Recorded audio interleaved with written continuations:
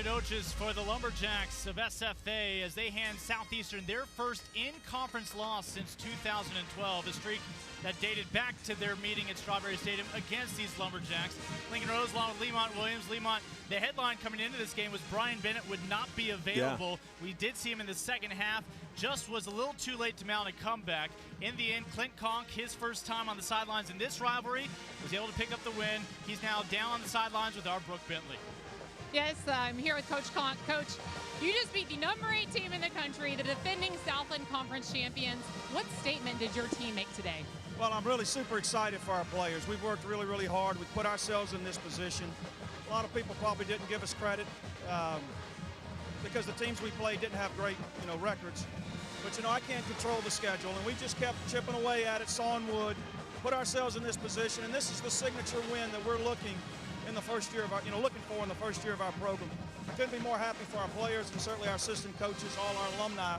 Big crowd today on homecoming. Now, you talked about bringing a new culture and just really re-energizing yourself here. What have your players done this season to grow up in so many ways? You have a young sophomore quarterback. You got a lot of young guys on defense, too. Well, they just bought in. They believed in our message. They were hungry to win, hungry to get better, to grow socially, academically, and then obviously on the football field. And got to give all the credit to our staff. Fundamentally, we're getting better. We still have a ways to go. We're a work in progress. But we're going to enjoy this one for 24 hours, put it in a trash can, and get ready for the Battle of the Piney Woods next week. But this is the signature win that we've been looking for. Now, are we mature enough to be able to handle the success? And that's what we'll find out this week in practice. Well, Coach, I know it'll be just ratcheted up another notch with that Battle of the Piney Woods. We'll see you next week. I appreciate it. Thank you. All right, guys, back up to you. Thank you, Brooke. It'll be two first-year coaches in that Battle of the Piney Woods rivalry. As we look back at the first half highlights, Gus Johnson, the other Walter Payton Award finalist in this conference, was in the starting lineup and found his way to the end zone twice in that first half. So he displayed talent and balance in the first half for his offense. They tack on a field goal right before halftime. Brian Bennett got the start of the second half. A 65-yard touchdown drive was more yardage than they had the entire first half in his absence, but a late interception would all but ice the ball game, courtesy of, again, the talented Lumberjack in that secondary, Patrick Martin, and Zach Conque to put the icing on the cake in his first involvement in this great rivalry. As Stephen F. Austin would spoil the visit from the Lions. You take a look at those first half stats, a little bit closer than what we saw in the first half, but the score in favor of the Lumberjacks. Still, the Lions made it very competitive in the second half. However, the Lumberjacks, every time they entered the red zone, they scored. It was 5 for 5 in the red zone. Will make a team very hard to lose on homecoming. Lumberjacks never trailed, and those penalties from the Lions hurt their cause down the stretch. Our Southland Conference player of the game, Southland strong today, was Zach Conque. Able to air it out, was 14 for 20 passing, had another 50 yards on the ground. That time finding Aaron Thomas in the red zone.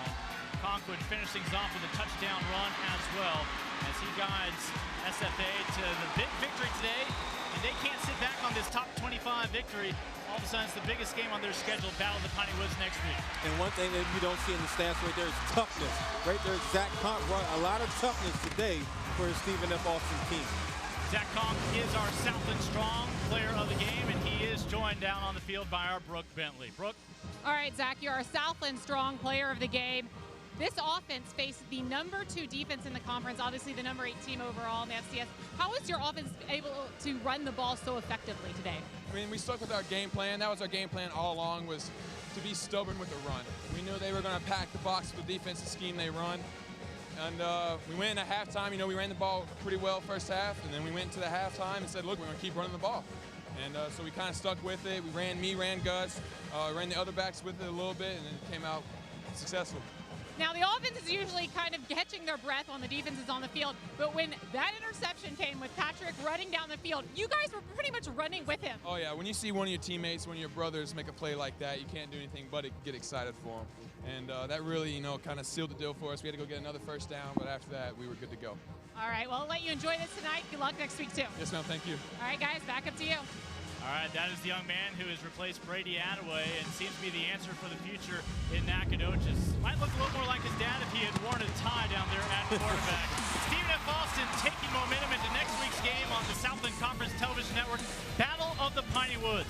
One final time for Brooke Bentley and Lemont Williams. Robert Walton did the math for us today. I'm Lincoln Rose. It'll be a traditional rivalry in the Southland Conference next week in Houston, Texas. But tonight, the victory belongs to SFA over 8th grade Southeastern 27-17.